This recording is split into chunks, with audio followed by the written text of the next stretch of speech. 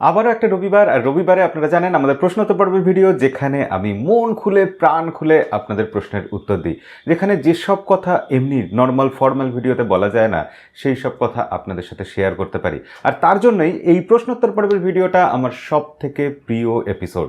মনে হয় আপনাদের সামনে বসে কথা বলছি। তো যাই হোক, আর দেরি করবো না, আজকের প্রশ্নোত্তর পর্বের ভিডিও শুরু করে দেবো। তবে তার আগে বলে রাখি যে জিজ্ঞাসা পর্ব এই সপ্তাহে অবশ্যই আসছে, আর সেখানে আজকের প্রশ্নোত্তর পর্বে এমন দু একটা ঘটনা আপনাদের সাথে শেয়ার করতে চাইলাম, যেটা শেয়ার হচ্ছে না কারণ অনেক বড় হয়ে যাচ্ছে ভিডিও। তো সেগুলো জিজ্ঞাসা পর্বে এই সপ্তাহে অবশ্যই আপনাদের সাথে শেয়ার করব, না বলা ঘটনা।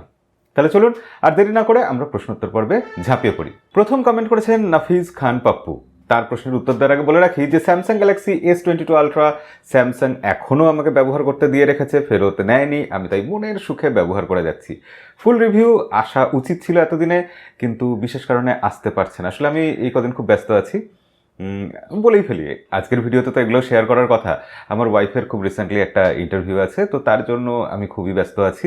ওয়াইফের ইন্টারভিউ, আমি ব্যস্ত আছি। শুনতে এরকম অদ্ভুত লাগলেও ঘটনাটা সত্যি। আর তার জন্য এখন বেশ কিছু কাজে একটু ঢিলেমি এসে গেছে। এনিওয়ে, প্রথম প্রশ্ন করেছেন নাফিজ খান পাপ্পু। তিনি বলছেন এরকম একটা ভিডিওর অপেক্ষায় ছিলাম, আপনার কাছ থেকে ভালোই হলো ভিডিওটা দিলেন। আর হ্যাঁ, ওপোর ফ্যাক্টরি ভিজিট অনুষ্ঠানে আপনি গেলেন না কেন ভাই? তিনি আসলে ওই OnePlus কেন নিজেই নিজেকে মেরে ফেলছে এরকম একটা সিচুয়েশন তৈরি হচ্ছে, এই ব্যাপারে যে ভিডিও দিয়েছিলাম সেই ভিডিওতে এই কমেন্টটা করেছেন। তো সেই ভিডিওটা না থেকে থাকলে অবশ্যই দেখে নেবেন, কিন্তু ভিডিওটা খুবই ইন্টারেস্টিং ছিল। আর প্রশ্নের উত্তর সেটা হচ্ছে যে আমি ওপোর ফ্যাক্টরি ভিজিটে গেলাম না, তার কারণ আপনাদের এর আগেও বলেছি। তো রিয়েলমি X2 Pro এই লঞ্চ ইভেন্টে তখন আমার যেরকম মনোভাব ছিল 2-2.5 বছর আগে, আজও ঠিক সেরকমই মনোভাব আছে, খুব একটা বদলায়নি। তাই আমি চেষ্টা করি এইসব লঞ্চ ইভেন্টে না যাওয়ার। নেহাত বাধ্য হলে কখনো তো অবশ্যই যাব, কিন্তু তবুও যতটা সম্ভব অ্যাভয়েড করা যায় যাতে, সেটাই চেষ্টা করি। পরের প্রশ্ন করেছেন তপন কুমার তপন। তিনি বলছেন দাদা KGF 2 মুভি দেখেছেন? দেখলে কেমন লেগেছে? KGF 2 মুভি দেখেছি, না দেখবো না এটা হতে পারে। আর কেমন লেগেছে?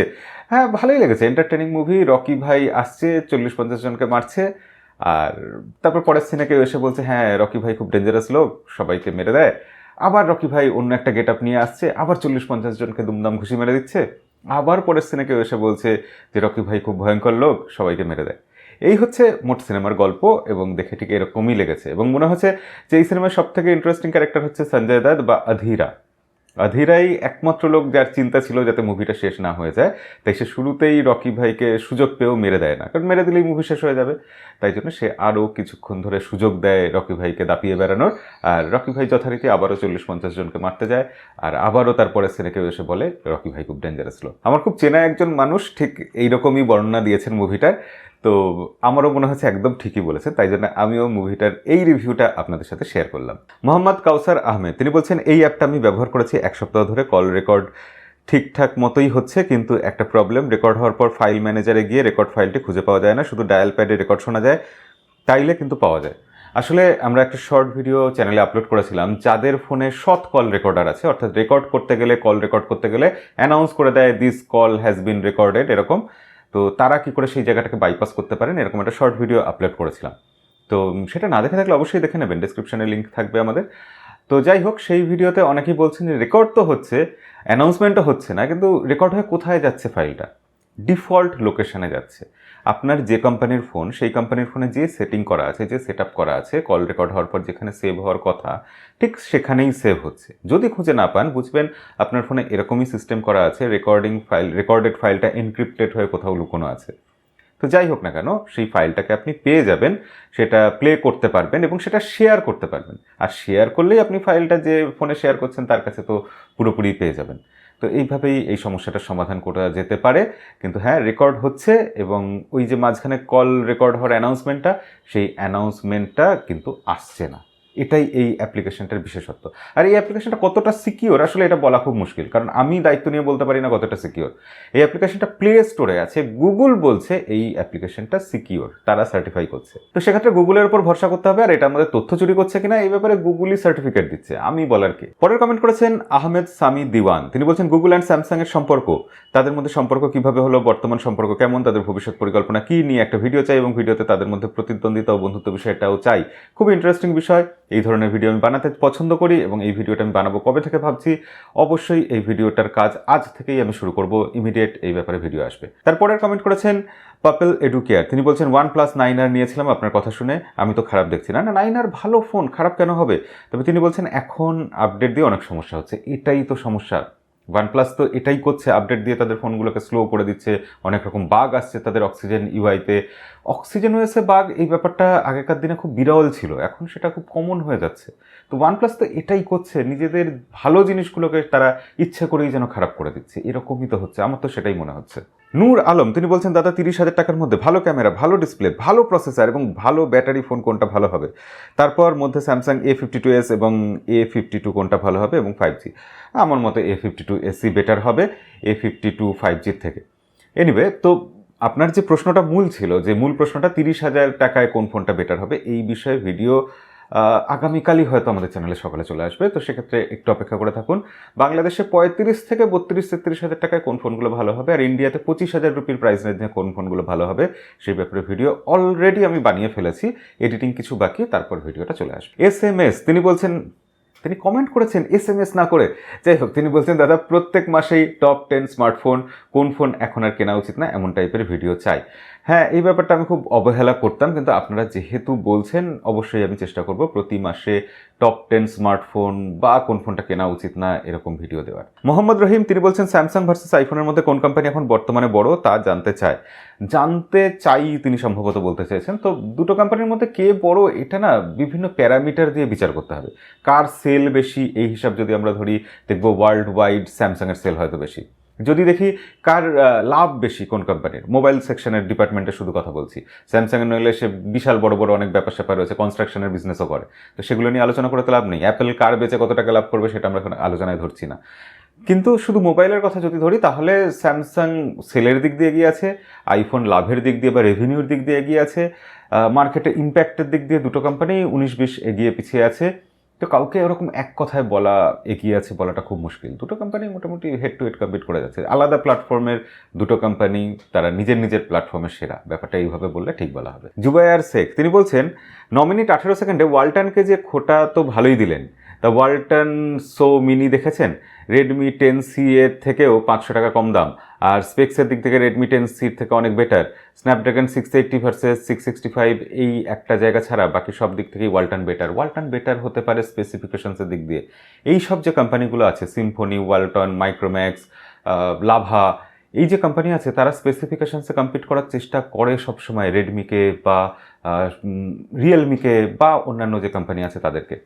কিন্তু এক্সপিরিয়েন্স যেটা, ইউজার এক্সপিরিয়েন্স যেটা, সেটা এই কোম্পানিগুলো দিতে পারে না। কোথাও গিয়ে তারা সেখানে পিছিয়ে যায় তার কারণ সফটওয়্যারে তারা পয়সা খরচা করে না বা করতে পারে না, তার জন্য সফটওয়্যার এক্সপিরিয়েন্স আলটিমেটলি ভালো হয় না। ফোনে হার্ডওয়্যার যত ভালোই হোক না কেন, সেই হার্ডওয়্যার আর আপনার মধ্যে একটা যে মাধ্যম, সেই মাধ্যমটা হচ্ছে সফটওয়্যার। আপনি যে হার্ডওয়্যারটা ইউজ করবেন সেটা সফটওয়্যারের দ্বারা ইউজ করবেন। তো সফটওয়্যারই যদি খারাপ হয় তাহলে আপনি কি করে ভালো হার্ডওয়্যারটাকে ইউজ করতে পারবেন? তো সেখানে গিয়ে এরা পিছিয়ে যায়।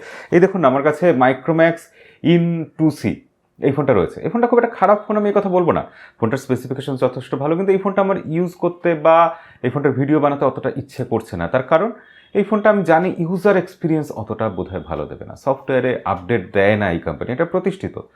তো এই কারণেই ওয়ালটনকে খোঁটা দেওয়ার ব্যাপার নেই। ওয়ালটনের মতো যত কোম্পানি আছে সবার উদ্দেশ্যে এটাই বক্তব্য যে আপনারা আরও একটু উপরে আসুন, ইনফিনিক্স হয়ে ওঠার চেষ্টা করুন, তারপর ইনফিনিক্সের মতো রিয়েলমি বা রেডমি হওয়ার চেষ্টা করবেন। মোহাম্মদ সাজিদ তিনি বলছেন অভ্রম মামা আপনার বাংলাদেশের কথা মাথায় রেখেই ভিডিও আপলোড দিতে হবে। বাংলাদেশ টাইম রাত 10টার সময় ভিডিও আপলোড হলে খুব ভালো হবে, একদম খুবই ভালো হবে। তবে বাংলাদেশের কথা মাথায় রাখলে তাড়াতাড়ি দিতে হবে এই ধারণাটাও ভুল। সব দেশের জন্যই দেরি হওয়া মানে দেরি হওয়াই, অন্যান্য দেশেও দেরি হয়ে যায় রাত 10টার পর ভিডিও আপলোড দিলে। তো সেক্ষেত্রে আমার উচিত যত তাড়াতাড়ি সম্ভব ভিডিও আপলোড দেওয়া। আমি চেষ্টাও করি, প্রায় তাড়াতাড়ি ভিডিও আজকাল দিচ্ছি, মাঝে মধ্যে লেট হয়ে যাচ্ছে, তবে আজকাল অনেকটাই টাইমের ব্যাপারে এগিয়ে আসতে পেরেছি বলে আমার ধারণা। সুজন মিয়া তিনি বলছেন দাদা আমার একটা প্রশ্ন, স্যামসাং A53-তে 3 পয়েন্ট জ্যাক বা গর্ত নেই, তাহলে আমাদের জন্য কি স্যামসাং টাইপ সি ইয়ারফোন রয়েছে নাকি শুধু ব্লুটুথ দিয়ে চালাতে হবে? না, আপনি টাইপ সি ইয়ারফোন দিয়ে অবশ্যই ফোন চালাতে পারবেন। 3.5mm জ্যাক আসলে বহুল প্রচলিত, আমাদের সবার ঘরে আছে, তাই সেই পোর্টটা যখন ফোনে থাকে না আমরা একটু আফসোস করি। নইলে এখন টাইপ সি ব্লুটুথ বা টাইপ সি হেডফোন যেগুলো আছে সেগুলো দিয়ে অনায়াসে আমাদের ফোনগুলোকে আমরা ইউজ করতে পারি। কিন্তু তার জন্য আলাদা করে একটা আবার ইয়ারফোন কিনতে হবে, হেডফোন কিনতে হবে। এই জন্যই আমরা বলি যে থাকলে ভালো হতো 3.5mm jacket port. Irfan Ali তিনি বলছেন দীর্ঘদিন ব্যবহারের জন্য কোন মোবাইল সেরা, OnePlus 10 Pro versus Samsung Galaxy S22 Ultra versus iPhone 13 Pro versus Vivo X80 Pro Plus versus Realme GT2 Pro, best gaming, best camera, bug free UI, long battery backup. এক্ষেত্রে আমি বলবো যে ভিভোর ফোন খুব ভালো, কিন্তু সেটা নেওয়া এখন কোনো মানেই হয় না। X80 Pro Plus তো এখনও বেরোয়নি, X70 যদি ধরি আমি, নেওয়ার মানে হয় না। কারণ ভিভো ভবিষ্যতে কী করবে এর ওপর ভরসা রাখা যায় না। সফটওয়্যার আপডেট কতটা দেবে, দিলেও সেটা ভালো হবে কিনা কোনো গ্যারেন্টি নেই। এবং ঠিক একই কথা প্রযোজ্য রিয়েলমি GT2 Pro এর ক্ষেত্রে। রিয়েলমি GT2 ভবিষ্যতে কী করবে আমরা জানি না। ব্র্যান্ড ভ্যালু নেই, ফোনের রিসেলিং ভ্যালু নেই, বিক্রি করতে গেলে টাকা পাবেন না। তো এই কোম্পানিগুলো আমরা দেখেছি যে সফটওয়্যার আপডেট দিয়ে ফোন স্লো করে দেয়, খারাপ করে দেয়। এটা স্যামসাং, অ্যাপেলও করে, OnePlusও করে, কিন্তু তবু তাদের উপর আরেকটু বেশি ভরসা রাখা যায়। OnePlusের মতো কোম্পানি পর্যন্ত যেখানে একটা ফোন বিক্রি করে দিয়ে সফটওয়্যার আপডেট দিতে ভুলে যায়, তাদের মনেই পড়ে না যে তারা বলেছিল আপডেট দেবে। অনেক ফোনে আমি দেখেছি OnePlusের যে ফোনে অ্যান্ড্রয়েড 12-এর আপডেট পাওয়ার কথা, অনেক ফোনে এখনও অ্যান্ড্রয়েড 12-এর আপডেট আসেনি। তো সেটা তো হওয়া উচিত নয়। OnePlusের মতো এত ভালো একটা কোম্পানি, যাদের ব্র্যান্ড ভ্যালু এতটা আছে, লোকে যার উপর এত ভরসা রাখে। তো সেক্ষেত্রে আমার মতে অ্যাপেল বা স্যামসাং, খুব বেশি দামি ফোন যদি হয় অ্যাপেল বা স্যামসাংয়ের ওপরই ভরসা রাখা উচিত। এবং সেক্ষেত্রে দুটো কোম্পানি বেশি ভালো আপডেট দিচ্ছে, এবং দুটো কোম্পানির ফোন কেনার ক্ষেত্রে আমার মতে এইভাবে ডিসিশন নেওয়া উচিত যে আমি iOS-এ স্বাচ্ছন্দ্য বোধ করছি কিনা। যদি না করি তাহলে অ্যান্ড্রয়েডে স্যামসাংয়ে আমি কিনব। আর স্যামসাংয়ের ডিসপ্লে অনেক বেটার, সেক্ষেত্রে টেলিফোটো জুম লেন্স রয়েছে যেটা আইফোনে নেই, সেক্ষেত্রে আইফোনের বদলে অনেকে স্যামসাংও বাঁচতে পারেন।